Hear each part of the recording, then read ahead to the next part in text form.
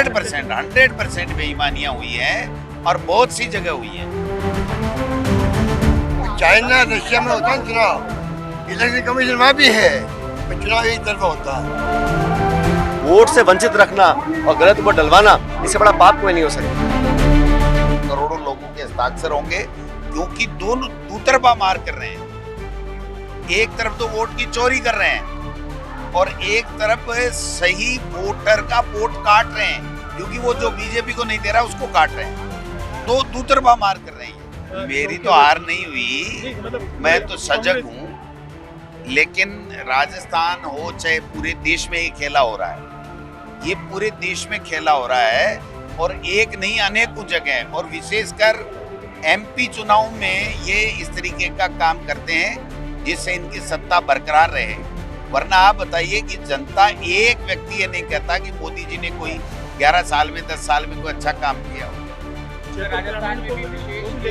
100% बेईमानियां हुई हैं और बहुत सी जगह हुई हैं। हमारी बीकानेर, हमारा कोटा, हमारा अलवर, आप देखना इसमें निकाल करके हम ला रहे हैं। अब बताएंगे कि किस तरीके से फर्जीवाड़ा किया।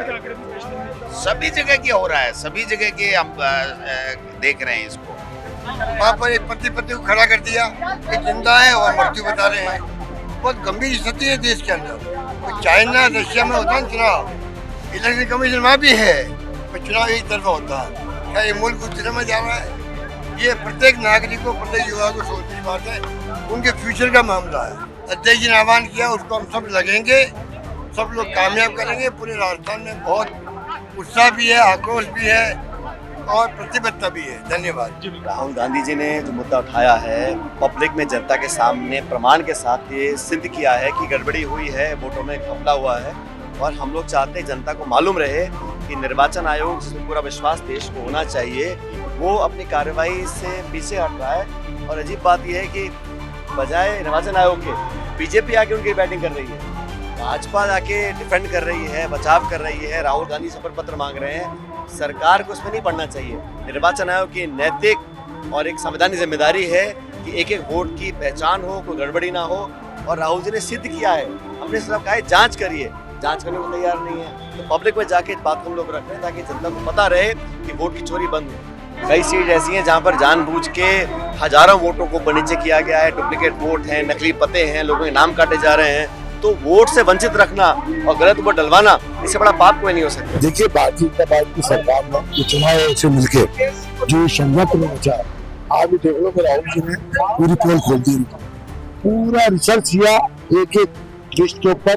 उन्होंने ये साबित कर दिया क्या वोट कैसे चोरी किए गए, उसने सबूत दिया, चुनाव आयोग से जवाब मांगा। तो भारतीय जनता पार्टी बीच में प्रवक्ता क्यों बन गई भाई? जवाब तो उन्होंने चुनाव आयोग से मांगा है। फिर मिर्चे मोदी जी पे और इसकी पे लगी, दोनों रंगा बिल्ला की पीछे लग रही है। क्यों? जब तुमसे जवाब मांगा जा रहा है चुनाव आयोग जवाब दे कि एक कमरे के अंदर 46 वोट, एक कमरे में 80 वोट, एक मकान नंबर से 10,000 vote, 5,000 vote, 4,000 vote, 6 number form से भर जा रहा है। 78 साल उम्र, 75 साल उम्र, 90 साल उम्र। अब ये वोट चोरी तो क्या है? चुनाव आयोग ने अपनी वेबसाइट ही बंद कर दी। क्यों कर दी? अगर साहूकार थे तो अपनी वेबसाइट चालू करके देख लो ना, तुम्हारे पास पूरा डेटा है और तुम्हारे डेटे से हमने गलतियां निकाली है। भाई राहुल जी को अलग से तो डेटा लाए नहीं, जो कुछ डेटा चुनाव आयोग का दिया हुआ है और चुनाव आयोग के डेटे के अंदर ही सारी गलतियां बताई उन्होंने। तो फिर वो क्यों अपने डेटे को बंद कर दिया वेबसाइट को?